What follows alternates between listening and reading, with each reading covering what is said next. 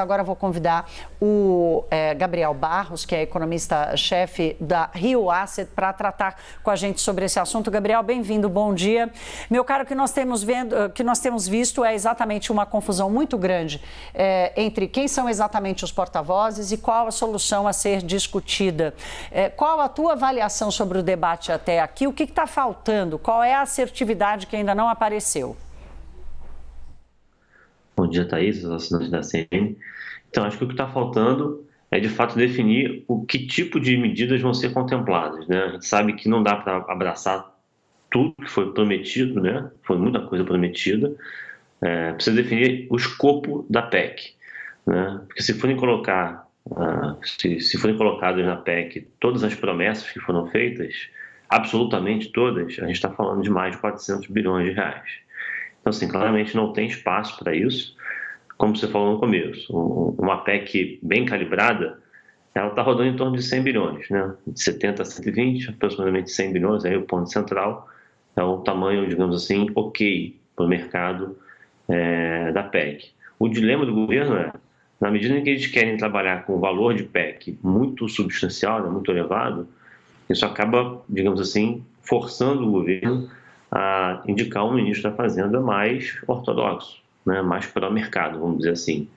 Então tem um trade-off entre o valor da PEC e a indicação do ministro, que é importante chamar a atenção.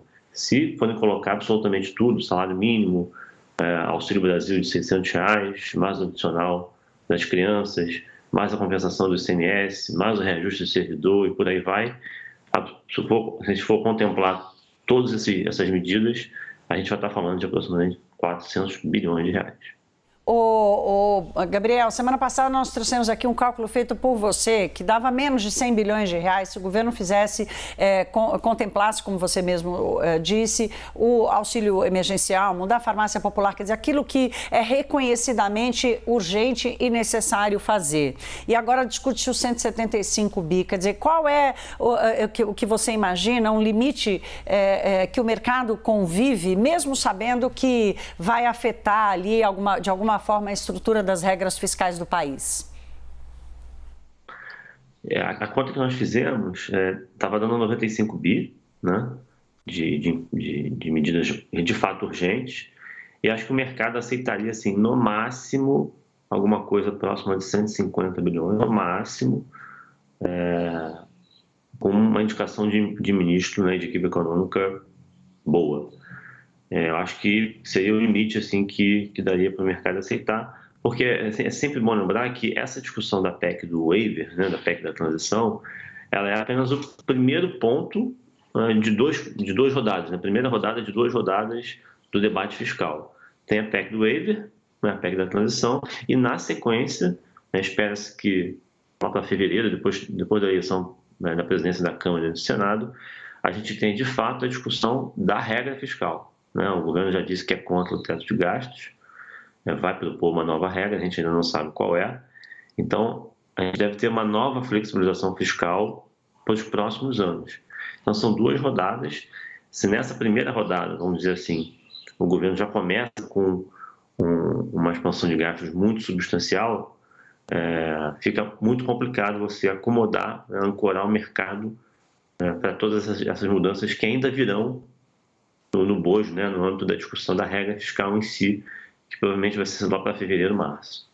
Gabriel, a gente tem um minutinho só, mas eu não posso deixar de te ouvir sobre uma análise que você mesmo já fez recentemente, quer dizer o seguinte, se fizesse um olhar mais detalhado sobre as políticas sociais que existem hoje, era possível fazer o remanejamento do orçamento sem necessariamente estourar todos os limites, né? Isso, perfeito. A gente tem muito espaço para cortar despesa. Infelizmente, não se tem falado muito sobre isso, né? O governo não tem falado, o novo governo não tem falado sobre o corte de gasto, mas se a gente for pegar as políticas sociais que hoje são descentralizadas, né, e fizer uma fusão de políticas sociais, a gente está falando de mais de 220 bilhões de reais que dariam para ser economizados por uma gestão mais integrada, mais inteligente das políticas sociais. Tem um segundo ponto, reforma administrativa, dá mais de 200 bi de economia em 10 anos. E também o redesenho do abono salarial, que é uma política social cara, ineficiente, que também daria também mais de 200 bilhões em 10 anos. Então tem bastante espaço para corte de despesa. Esse é o ponto fundamental, né? Quer dizer, quer gastar mais, mas vai cortar de onde, né? Gabriel Barros, economista-chefe da Rio Asset. Gabriel, obrigada. Sempre bom contar com você aqui no Money. Bom dia. Bom dia, eu agradeço.